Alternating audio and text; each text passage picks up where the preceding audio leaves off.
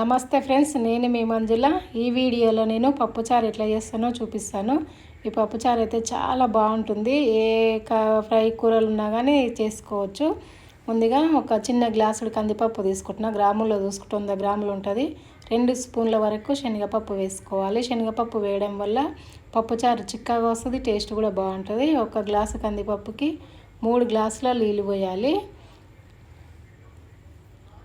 నీళ్ళు పోసిన తర్వాత దీంట్లోకి కొంచెం పసుపు, 1 స్పూను ఆయిల్ కూడా వేసేసి మూత పెట్టి ఒక 5 విజిల్లు వచ్చేంత వరకు ఉడికించుకోవాలి. అప్పుడే పప్పు మంచిగా ఉడికిపోతుంది. ఒక పెద్ద నిమ్మకాయ సైజ్ అంత చింతపండు తీసుకుంటే మనం వేసుకున్న పప్పుకి ఈ చింతపండు కరెక్ట్గా సరిపోతుంది. ఒక్కొక్కసారి పప్పు ఎక్కువ అవుతుంది, పులుపు ఎక్కువ అవుతుంది. అట్లా కాకుండా ఇట్లా వేసుకోండి. ఒకసారి కడిగి మళ్ళీ నీళ్ళు పోసి నానబెట్టుకోవాలి. ఆనకాయ తీసుకుంటున్నాను నేను ఇక్కడ. లేతది సగం ముక్క. పప్పు కూడా ఉడికిపోయింది చూడండి, మెత్తగా ఉడికింది కదా. మీకు పలుకులు కనిపించాలనుకుంటే పప్పుని మామూలుగా మెదిపి పక్కన పెట్టుకోండి. నేనైతే మెత్తగానే చేస్తా. మెత్తగా పప్పు కానీ రాకుండా మొత్తం మెదుపుతాను నేను ఇట్లయితే. కొందరేమో పలుకులు కనిపించాలంటారు కానీ ఏమో నేనైతే మొత్తం మెత్తగా మెదిపే పక్కన పెట్టుకుంటా.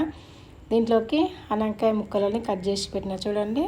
ఈ సైజు ఉంటే సరిపోతాయి. ఆనకాయ ముక్కలు, మునక్కాయలు, టమాటాలు, మిరపకాయలని ఘాట్లు పెట్టి పెట్టుకోవాలి కట్ చేయకుండా. పొయ్యి మీద ఒక గిన్నె పెట్టి 1 స్పూన్ వరకు ఆయిల్ వేసి మనం ఘాట్లు పెట్టి పెట్టిన పచ్చిమిర్చిని కట్ చేసి పెట్టిన మునక్కాయలు, ఆనకాయలను ఈ నూనెలో వేసేసుకోవాలి.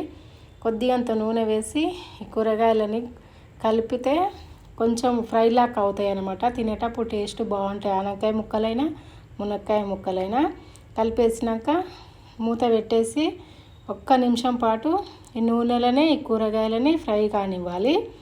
1 నిమిషం తర్వాత మూత తీసి చూడండి ఇట్లా ఫ్రై అయినాయి కదా. దీంట్లోకి ఇప్పుడు టమాటా వేసుకోవాలి. టమాటా ఫస్టే వేస్తే అవి మగ్గిపోతాయి కానీ అవి ఉడకవు. దీంట్లోకి సరిపడంత కారం 1 స్పూన్ వేస్తున్నాను నేను. 2 స్పూన్ల వరకు ఉప్పు వేసుకోవాలి. మనం రోజు వండుకున్న కూరల కంటే పప్పుచారులకి కొంచెం ఉప్పు ఎక్కువనే పడుతుంది. కొద్దిగంత పసుపు కూడా వేసేసి ఈ ముక్కలకు మొత్తం పట్టేటట్టు కలుపుకోవాలి. కూరగాయ ముక్కలు ఇట్లా వేసుకుంటే చప్పగా ఉండవు. పప్పుచారులు తీసుకొని తిన్నా కానీ టేస్ట్ బాగుంటాయి. కారం మొత్తం కలిపిన తర్వాత దీంట్లోకి ఒక 1/2 లీటర్ వరకు నీళ్ళు వేసుకోవాలి. నీళ్ళు వేసినాక కూడా కలిపేసి మూత పెట్టి ఒక 2 నిమిషాలు ఉడకనివ్వాలి. మంట మీడియంలో ఉంచాలి. చిన్నగా పెద్దగా పెట్టకుండా మీడియంలో ఉంచితే మంచిగా ఉడుకుతాయి. ఇట్లా ఉడికినాయి కదా. ఇప్పుడు దీంట్లోకి చింతపండు, మనం పప్పును కూడా ఇందులో వేసేసుకోవాలి.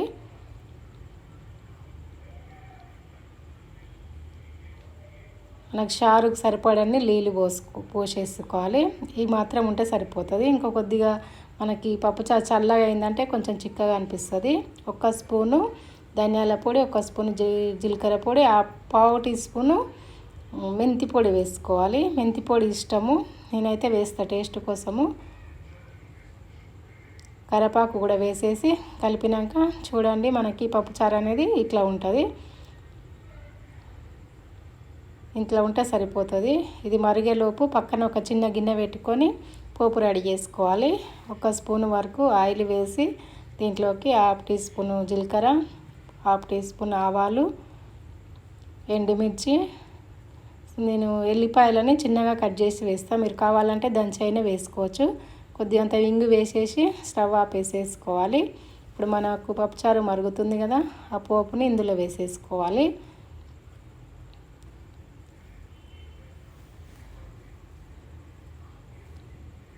ఆనకాయ ముక్కలు ఉడికినా లేవో మనకు ఇట్లా చూసుకుంటే తెలిసిపోతుంది. ఇట్లా ఉడికించి ఇట్లా పప్పుచారు చేసుకుంటే ముక్కలు అయితే చాలా టేస్ట్ బాగుంటాయి. ఉడికిపోయింది కదా. ఇప్పుడు లాస్ట్లో కొద్దిగంత కొత్తిమీర వేసేయాలి. చారు మసులుతుంటే అయితే గుమ్మగుమ్మల స్మెల్ వస్తుంటుంది. టేస్ట్ కూడా బాగుంటుంది. పప్పుచారు అయితే రెడీ అయింది. అన్నము టిఫిన్లోకి దేంట్లోకైనా బాగుంటుంది.